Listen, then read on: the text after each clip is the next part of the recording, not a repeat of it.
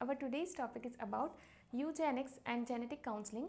तो ये टॉपिक है, जेनेटिक्स का टॉपिक है ये. तो अभी मेरा बहुत ज़्यादा हेक्टिक स्केड्यूल चल रहा है, इस वजह से मैं कंटिन्यूसली वीडियोस अपलोड नहीं कर पा रही हूँ, बट मैं वीडियोस अपलोड कर रही हूँ. ठीक है, जब टाइम नहीं मिला तो इतना ज़्यादा टाइम नहीं था तो पेपर पर वीडियो बना के मैंने आपके लिए अपलोड किया. तो मैं आप लोगों के लिए वीडियोस तो अपलोड करती रहूँगी, कभी बोर्ड पर नहीं कर पाई तो पेपर पर बना दूँगी. तो वो आप निश्चिंत रहें, वीडियोस अपलोड होते रहेंगे, आप चैनल के साथ ज़रूर बने रहें. तो हम स्टार्ट करते हैं इस टॉपिक को. तो यूजेनिक्स क्या होता है, पहले हम वो देखेंगे. यूजेनिक्स क्या होता है? यूजेनिक्स जो है, it tries to influence the way people choose to mate and raise children with the aim of improving the human species. इसका मतलब क्या है? इसका मतलब ये है कि यूजेनिक्स के थ्रू जो ह्यूमन है वो अपने जो मैट है, जिस पार्टनर के साथ वो मिलता है, जिसके साथ मैटिंग करता है, जो मैट है उसका, जिसके साथ वो मैटिंग करता है और अपने बच्चे पैदा करता है, तो उसमें कुछ इम्प्रूवमेंट लाया जा सकता है, जिससे जो आने वाले जो बच्चे हैं उनमें अच्छे कैरेक्टर्स आएँ. तो ये यूजेनिक्स यानी अच्छा जन्म या अच्छे मतलब जो बच्चे पैदा हों वो अच्छे गुणों के साथ पैदा हों, तो उसको यूजेनिक्स कहते हैं. इसके बारे में जिन्होंने दिया है उनका नाम है सर फ्रांसिस गैल्टन. तो इन्होंने यूजेनिक्स के बारे में बताया, यूजेनिक्स का नाम दिया.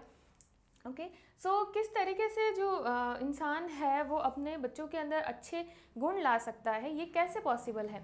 तो पहले तो इस चीज़ को जानने के लिए हमको पता होना चाहिए कि इंसान के अंदर जो जीन्स हैं वो किस टाइप के हैं, उसके खुद के अंदर कैसे कैरेक्टर हैं, वो पहले पता होना चाहिए. तभी तो वो कैरेक्टर आगे जाके उसके बच्चों के अंदर आने वाले हैं. तो हम उस इंसान के कैरेक्टर्स का कैसे पता लगाएं?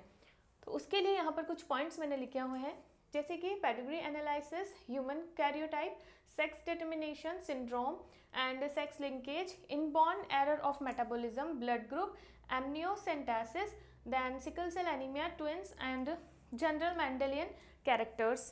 तो कुछ ये पॉइंट्स हैं जिनके अकॉर्डिंग हम पहले तो ये पता लगाएंगे कि उस इंसान के अंदर कैसे कैरेक्टर है, क्या उसके अंदर कोई प्रॉब्लम है, तो हम उसको सुधारेंगे ताकि आने वाली पीढ़ी के अंदर, आने वाले बच्चों के अंदर वो चीज़ें ना जाएं. ठीक है, तो स्टार्ट करते हैं. First of all pedigree analysis हम करेंगे. तो इसके अंदर हम क्या करते हैं कि जिस हिसाब से जैसा कि हम देखा है हमने पेडिग्री एनालिसिस में क्या होता है कि जैसे आप मान ली ये मेल है और ये फीमेल है. ठीक है, मेल है फीमेल है, इनके बीच में मैटिंग हुई. ठीक है, इनके बीच में मैटिंग हुई. ये लाइन से क्या बता रहे हैं कि इनके बीच में मैटिंग हुई. अगर यहाँ पर मैं 2 लाइन ड्रॉ कर दूँ तो ये रिलेटिव्स हैं, यानी जैसे कोई भाई बहन हुआ, ठीक है, उस टाइप का रिलेटिव्स के अंदर जिनकी शादियाँ हो जाती हैं. ठीक है, तो ये उस टाइप की मैटिंग हुई. अब जैसे मान लो इनके अंदर मैटिंग हुई, रिलेटिव्स नहीं है ये, अब इनके आगे जो है इनकी ऑफ स्प्रिंग बनी, इनकी 2 ऑफ स्प्रिंग बनी, ये भी बॉय और गर्ल चाइल्ड बने. ये अनअफेक्टेड है, इनके अंदर कोई डिजीज़ नहीं है. ठीक है, अब मान लो ऐसा मैंने कर दिया, तो इसका क्या मतलब है कि इसके जो गर्ल चाइल्ड है वो अफेक्टेड है किसी डिजीज़ से.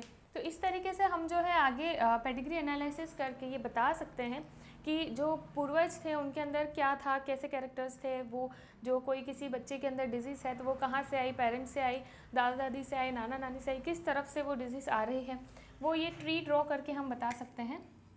अगर इस टाइप से हो तो इसका मतलब होता है कि ये ट्विंस हैं. ठीक है, जुड़वा बच्चे हैं. तो ये हुआ पेडिग्री एनालिसिस.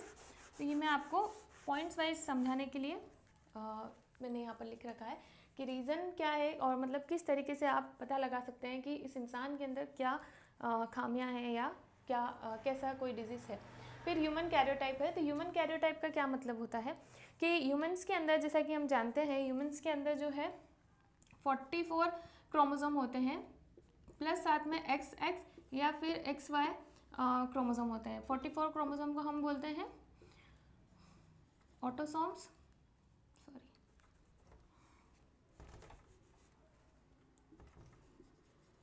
ऑटोसोम्स बोलते हैं. और ये जो है इनको हम एलोसोम्स बोलते हैं, जिनको सेक्स क्रोमोसोम भी बोला जाता है. ठीक है, तो इस तरीके से होते हैं।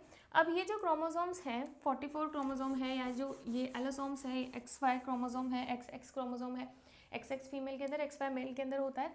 तो ये किस टाइप के हैं, यानी कि इनकी जैसे ये देखो, ये होता है क्रोमोसोम, ठीक है, यहाँ बीच में सेंट्रोमियर होता है, ठीक है, और ये क्रोमेटिड्स हैं साइड में जो लगे हुए हैं, ठीक है। तो इनकी लेंथ कैसी है ना, अगर ये लेंथ ऐसी है, या ये लेंथ ऊपर वाला जो है छोटा होते जा रहा है, जैसे आगे जाके देखा हमने आगे जाके देखा तो ये छोटा होता गया, और आगे देखा और छोटा होता गया, ठीक है। इसकी लेंथ वही है जैसी थी पहले से, और आगे जाके देखा तो ऊपर वाला गायब ही हो गया। तो इस तरीके से जो होते हैं, तो इनका नाम होता है, जैसे मैं शॉर्ट में लिखूँगी, मेटासेंट्रिक होता है, फिर सब मेटासेंट्रिक होता है, सब मेटासेंट्रिक होता है, फिर एक्रोसेंट्रिक होता है, फिर टीलोसेंट्रिक होता है। ये पढ़ा हुआ है आपने, है ना, बस जनरल हम यहाँ पर रिवाइज कर रहे हैं। तो इस तरीके से होते हैं। तो जो कैरियोटाइप होता है कि क्रोमोसोम्स जो हमारे पास है 44 + XY जो क्रोमोसोम है, या XX क्रोमोसोम है, तो उनकी लेंथ कितनी है, या वो मेटासेंट्रिक है, सब मेटासेंट्रिक है, एक्रोसेंट्रिक है, टीलोसेंट्रिक है, क्या है वो, तो इस बेसिस पर उनको 7 ग्रुप के अंदर डिवाइड कर रखा है लेंथ वाइज, ठीक है। तो वो मैं आपको यहाँ पर टेबल नहीं बना के बता रही हूँ, वो 7 ग्रुप कौन से हैं वो मैं बता नहीं रही हूँ, वो मैं आपको टेबल प्रोवाइड कर दूँगी, आप इंस्टाग्राम पेज पर जाकर देख लें, या फिर जैसा भी हो आप मुझे ईमेल कर दें तो मैं आपको भेज दूँगी, या फिर इंस्टाग्राम पर तो मैं अपलोड कर ही दूँगी, ठीक है। तो वो टेबल आप वहाँ से देख लेना। नेक्स्ट है सेक्स डिटर्मिनेशन। तो सेक्स डिटर्मिनेशन के अंदर क्या होता है, ये तो आप सब जानते हैं कि यहाँ पर मान लो XX यानी फीमेल है, और XY यानी कि मेल है, ठीक है। और मेल और फीमेल के बीच में जब मैटिंग हुई, अगर XX क्रोमोसोम मिले या अगर XY क्रोमोसोम मिले, तो XX क्रोमोसोम मिले तो यहाँ पर गर्ल चाइल्ड का बर्थ हुआ, और XY क्रोमोसोम मिले तो यहाँ पर बॉय चाइल्ड का जन्म हुआ, ठीक है। तो इसको बोलते हैं सेक्स डिटर्मिनेशन, है ना। तो हमेशा फीमेल के पास तो XX क्रोमोसोम ही है। तो ऐसा नहीं है कि जिसने शादी कर ली, किसी हस्बैंड बोलता है कि मेरी वाइफ से हमेशा मुझे गर्ल्स चाइल्ड ही पैदा हो रही है, तो मैं दूसरी वाइफ से शादी करूँगा, तो इसका कोई सेंस नहीं है। या उसकी फैमिली कहती है दूसरी वाइफ लेकर आओ, तो उससे कोई सेंस नहीं, क्योंकि गर्ल जो फीमेल है उसके पास हमेशा XX क्रोमोसोम ही होंगे, आप कितने भी वाइफ्स ले आएँ, ठीक है, सबके पास XX क्रोमोसोम ही होंगे। वो उस पर डिपेंड नहीं करता है कि बॉय होगा या गर्ल चाइल्ड होगा, ये डिपेंड करता है मेल के ऊपर, ठीक है, क्योंकि मेल ही है जो Y क्रोमोसोम दे सकता है और बॉय को जन्म दे सकता है, मतलब दिलवा सकता है फीमेल के थ्रू। तो बट ये मेल भी ये कंट्रोल नहीं करता कि उसके थ्रू X क्रोमोसोम जाए या Y क्रोमोसोम जाए, ये नेचुरली होता है ना। बट जो पॉसिबिलिटी है वो मेल से ही है, फीमेल से तो नहीं है, चाहे कोई सी भी फीमेल आप लेके आओ, ठीक है। नेक्स्ट है सिंड्रोम। हाँ, एक चीज़ और बताना चाहूँगी कि जिससे एक होता है बार बॉडी। बार बॉडी क्या होता है, तो जैसे फीमेल के पास XX क्रोमोसोम होता है ना, तो X क्रोमोसोम एक्टिव होता है, एक क्रोमोसोम जो है एक्टिव होता है, एक क्रोमोसोम इनएक्टिव होता है, इनएक्टिव फॉर्म में रहता है। तो जैसे कि क्रोमेटीन हम जानते हैं, क्रोमेटीन जो है हमारे पास 2 होते हैं, यू क्रोमेटीन, ठीक है, you chromatin and hetero chromatin. तो यू क्रोमेटीन, तो यू क्रोमेटीन जो होता है ये तो एक्टिव क्रोमोसोम है, और हेटेरोक्रोमेटीन इनएक्टिव क्रोमोसोम है, यानी कि जो फीमेल का जो एक इनएक्टिव क्रोमोसोम है वो क्या होता है, हेटेरोक्रोमेटीन के अंदर आता है। वो डार्क कलर में दिखेगा, जैसे कि जो WBC होती है फीमेल की, उसके अंदर आपको इस फॉर्म में वो दिखाई देगा, ठीक है। तो इस फॉर्म में वो आपको वहाँ पर दिखाई देगा, ड्रमस्टिक्स के फॉर्म के अंदर। तो ये होती है बार बॉडी। तो उस क्रोमोसोम को हम जो इनएक्टिव है उसको बार बॉडी बोलते हैं। जिस टॉपिक पर भी आपको सेपरेट वीडियो चाहिए इनमें से, आप मुझे कमेंट करना, मैं ज़रूर बना के दूँगी। ज़्यादातर बना चुकी हूँ मैं, चेक करना प्लेलिस्ट। नेक्स्ट है सिंड्रोम्स। तो सिंड्रोम्स क्या होते हैं, तो जैसे कि हमने देखा है फीमेल के पास XX क्रोमोसोम होता है, मेल के पास XY क्रोमोसोम होता है। तो कभी क्या हो जाए कि मेटिंग के टाइम में कभी जब फ्यूजन होके जो जाइगोट बने उसके अंदर XX क्रोमोसोम होगा तो वो फीमेल होगी, XY क्रोमोसोम होगा तो वो मेल होगा। बट इसकी वजह कभी क्या हो जाए, XXX क्रोमोसोम हो जाए या XXY क्रोमोसोम हो जाए, इस तरीके से कोई ना कोई वहाँ पर दिक्कत हो जाए, ठीक है, तो उसको बोलते हैं सिंड्रोम। तो इस वजह से कुछ सिंड्रोम्स जन्म लेते हैं, जैसे कि टर्नर सिंड्रोम है, डाउन सिंड्रोम है, पटाऊ सिंड्रोम है, ठीक है, ये सारे सिंड्रोम्स होते हैं। देन सेक्स लिंकेज है। सेक्स लिंकेज पर मैं ऑलरेडी वीडियो बना चुकी हूँ, बट एक बार फिर से आपको शॉर्ट में बताने की कोशिश करती हूँ। ठीक है, जैसे मान लो ये क्रोमोसोम है, अब इसके ऊपर कोई ए बी जीन है जो कि पास पास है। ठीक है, ये जीन कैसे हैं, पास पास है। मान लो ए और बी जीन इधर होता तो ये दूर दूर होते ना, ए बी जीन पास पास है, तो जब भी इनका क्या होगा, दूसरे क्रोमोसोम के साथ में जब क्या होगा, रिकॉम्बिनेशन, क्रॉसिंग ओवर होगा। ठीक है, इसका इससे क्रॉसिंग ओवर होगा।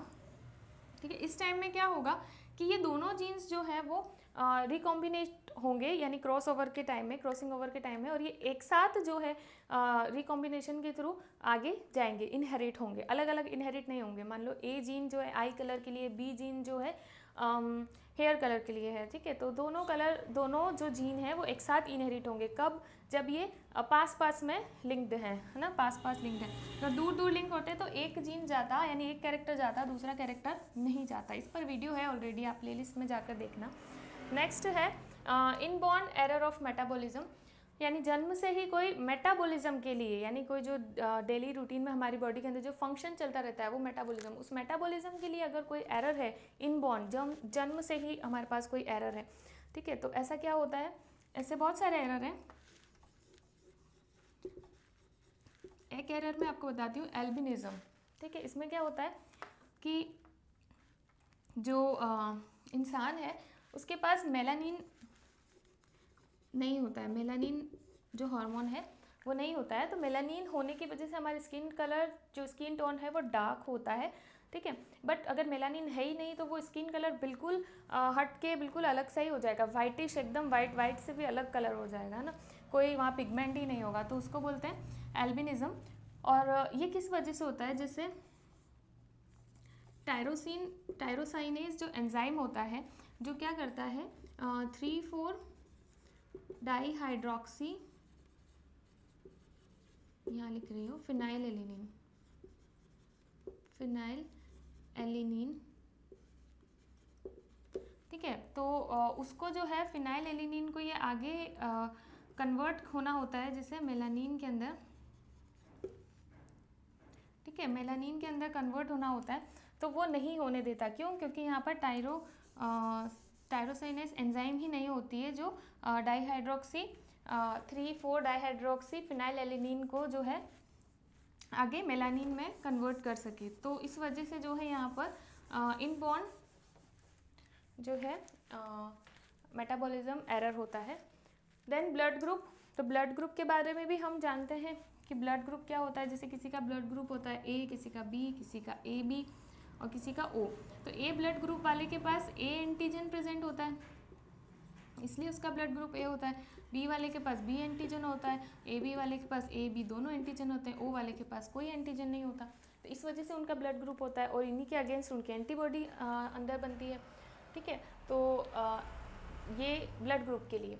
नेक्स्ट जो है एमनियोसेंटासिस। तो एमनियोसेंटासिस क्या होता है, जैसे कि हम जानते हैं जब कोई बेबी किसी मदर के वॉर्म के अंदर है, यानी यूटेरस के अंदर है, तो उस टाइम एक फ्लूइड होता है एमनियोटिक फ्लूइड, जिस कैविटी के अंदर बेबी रहता है उसकी सराउंडिंग में एमनियोटिक फ्लूइड होता है। वो एमनियोटिक फ्लूइड बेबी को प्रोटेक्ट करता है किसी भी शॉक से, है ना, प्रोटेक्शन देता है। तो उस एमनियोटिक फ्लूइड को जो है इंजेक्शन के थ्रू निकाल कर, और उसका जो है उसके अंदर कुछ सेल्स होती हैं बेबी की, उन सेल को कल्चर किया जाता है पेट्री डिश के अंदर, कुछ टाइम के लिए कल्चर किया जाता है। कल्चर करने के बाद उसके अंदर कितने क्रोमोसोम हैं सेल्स के अंदर, क्या जो मैंने अभी ऊपर बोला, क्या ऐसा कोई सिंड्रोम, जो मैंने सिंड्रोम भी बताया कि XXX ऐसा सिंड्रोम, या कोई क्रोमोसोम टूटा हुआ, या कोई भी तरह का कोई डिफॉर्मिटीज़ या कुछ है, तो उसको क्या है वहाँ पर देखा जा सकता है कि हाँ इसके अंदर ये चीज़ है। अगर है तो उस बेबी को अबॉर्ट कराना ही होगा।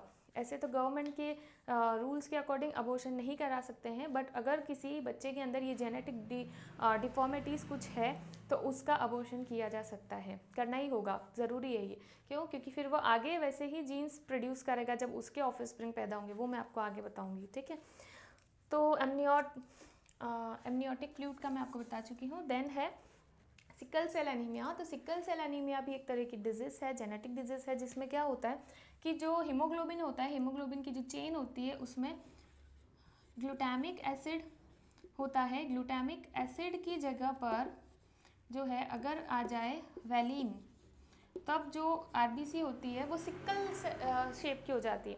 सिकल शेप की होने की वजह से देखा होगा आपने, ठीक है, ऐसे इस टाइप की कुछ हो जाती है सिकल शेप की, वरना तो आरबीसी अलग शेप की होती है, पता ही है आपको, ठीक है। तो इस टाइप की हो जाती है। तो इसमें क्या है कि सरफेस एरिया कम हो जाता है, तो ऑक्सीजन कम कैरी करती है और इस वजह से अनीमिया हो जाता है, यानी कि उस इंसान तक ऑक्सीजन कम पहुंचेगा तो वो जल्दी बेहोश हो जाएगा, ठीक है। नेक्स्ट है ट्विंस, ये बहुत अच्छा टॉपिक है। ट्विंस यानी जुड़वा बच्चे, ठीक है। इसमें 3 सिचुएशन है ट्विंस के लिए। पहली सिचुएशन है कि ट्विंस आपके हो सकता है मोनोजाइगोटिक ट्विंस हो सकता है, देन हो सकता है डाइजाइगोटिक ट्विंस हो सकता है, और हो सकता है साय में से हो सकता है ट्विंस, साया में से ट्विंस। इसमें क्या होता है, देखिए मोनोजाइगोटिक वर्ड से ही पता चल रहा है कि एक जाइगोट है ना। तो मोनोजाइगोटिक मतलब जब एक जाइगोट, ठीक है, जैसे कि एग है, इसका फर्टिलाइजेशन हुआ, आगे जाके इससे जाइगोट बना है ना, तो ये एक जाइगोट से ही आगे जाके 2 ट्विंस बनते हैं, तो इसको बोलते हैं मोनोजाइगोटिक ट्विंस। ऐसी सिचुएशन में क्या होगा, क्योंकि एक ही जाइगोट से 2 ट्विंस बने हैं, है ना, तो इनके अंदर सेम कैरेक्टर्स सेम दिखेंगे ये बच्चे, है ना। नेक्स्ट होगा डाइजाइगोटिक, जिसको फ्रेटर्नल ट्विंस भी बोला जाता है। इसके अंदर क्या होगा कि डाइजाइगोटिक यानी कि 2 अलग अलग ओवा होंगे, ऐसा बहुत कम होता है बट कभी हो जाता है कि 2 अलग, ऐसे तो फीमेल के अंदर एक ही एग बनता है, बट कभी अगर 2 एग बन गए तो क्या होगा, वो 2 अलग अलग ओवा फर्टिलाइज होके 2 अलग अलग जाइगोट का फॉर्मेशन करेंगे, ठीक है, और वो 2 अलग अलग, ठीक है, 2 अलग अलग बच्चे बनेंगे, इनमें सेम कैरेक्टर्स नहीं होंगे, ठीक है, तो ये डाइजाइगोटिक ट्विंस कहलाएंगे। और सैम ऐसे जो ट्विंस हैं, इनके अंदर क्या होगा कि ये एक ही एग से बने हुए होंगे, ठीक है, और ये बच्चे क्या होंगे कि ये कहीं ना कहीं आपस में चिपके हुए होंगे, ये सेपरेट नहीं होंगे, ठीक है। तो इस टाइप के ट्विंस जो है सायमेसे ट्विंस बोलते हैं। ये सायमेसे एक जगह के नाम से लिया गया है, जिसको अभी थाईलैंड के नाम से भी जानते हैं, ठीक है, तो वहाँ पर ये ज़्यादा पाया जाता था पहले। तो इस टाइप के ट्विंस हो सकते हैं। नेक्स्ट है आपका जनरल मेंडेलियन कैरेक्टर। तो मेंडल के रूल्स हम पढ़ चुके हैं पहले, ठीक है, तो यहाँ पर बस उनके कैरेक्टर्स की बात की है, मेंडेलियन कैरेक्टर। तो उनके क्या कैरेक्टर्स हो सकते हैं, जैसे कि ऑटोसोम क्रोमोसोम क्या होता है बता चुकी हूँ मैं आपको। नहीं समझ में आया आपको ऑटोसोम क्रोमोसोम क्या होते हैं तो आप कमेंट करना, मैं फिर से बताऊंगी। ऑटोसोम क्रोमोसोम जो होते हैं, तो ऑटोसोमल डोमिनेंट, ठीक है, और ऑटोसोमल रेसेसिव हो सकता है, देन सेक्स लिंक्ड डोमिनेंट हो सकता है, सेक्स लिंक्ड रेसेसिव हो सकता है। तो कैरेक्टर्स जो हैं मेंडल के अकॉर्डिंग वो जो बोलते हैं, एक कैरेक्टर डोमिनेंट होता है, एक कैरेक्टर रेसेसिव होता है। जो डोमिनेंट कैरेक्टर होता है वो अपना कैरेक्टर को शो करता है, जो रेसेसिव होता है वो शो नहीं हो पाता है। जैसे कि उन्होंने बताया था पी प्लांट के ट्री के बारे में, कैपिटल टी लंबे प्लांट के बारे में, स्मॉल टी छोटे प्लांट के बारे में, ठीक है। तो कैपिटल टी डोमिनेंट था इसलिए उसका कैरेक्टर शो हो रहा था, जबकि स्मॉल टी साथ में प्रेजेंट था तो भी उसका कैरेक्टर शो नहीं हो रहा था। क्यों? क्योंकि वो रेसेसिव था। तो क्योंकि क्रोमोसोम 2 टाइप के होते हैं, ऑटोसोम और सेक्स लिंक, तो ऐसे लिंकेज में भी ऐसा ही होता है कि ऑटोसोम लिंक्ड भी हो सकते हैं और सेक्स लिंक्ड भी हो सकते हैं जीन्स, ठीक है। तो वैसा ही यहाँ पर है, अगर ऑटोसोमल से जुड़ा हुआ कोई जीन है, कोई कैरेक्टर है और वो डोमिनेंट है तो ऑटोसोमल डोमिनेंट, अगर वो रेसेसिव है तो ऑटोसोमल रेसेसिव, और अगर वो सेक्स लिंक्ड है, सेक्स क्रोमोसोम यानी कि एक्स एक्स या वाई वाई से जुड़ा हुआ है, तो फिर वो sex link dominant, sex link recessive characters के अंदर आता है, जो कि ज़्यादातर डोमिनेंट कैरेक्टर ही शो होते हैं, ठीक है। तो इस तरह से यहाँ पर ये चीज़ तो कंप्लीट हुई कि यूजेनिक्स अभी क्लियर पूरा ख़त्म नहीं हुआ है टॉपिक, ठीक है। तो यहाँ पर मैंने सिर्फ ये बताया कि किसी इंसान के अंदर कोई प्रॉब्लम है, जो कि आगे ऑफस्प्रिंग में जाएगी या नहीं जाएगी, उस इंसान के खुद के अंदर जो पेरेंट है उसके अंदर या उसके जो पेरेंट थे उनके अंदर कोई ऐसी प्रॉब्लम थी या नहीं थी, ये सारी चीज़ें पता लगाने के लिए ये कुछ पॉइंट्स हैं इंसानों के अंदर पता लगाने के लिए।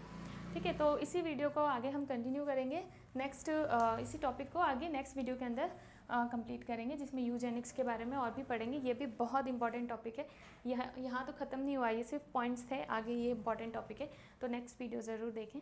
So if you like my video hit the like button and subscribe my channel and share it with your friends. और जो मैंने आपको बोला इंस्टाग्राम पर अवेलेबल करा दूँगी, इंस्टाग्राम फास्ट लर्निंग क्लासेस के नाम से है, उसको फॉलो करें आप। ठीक है, तो थैंक यू फॉर वॉचिंग।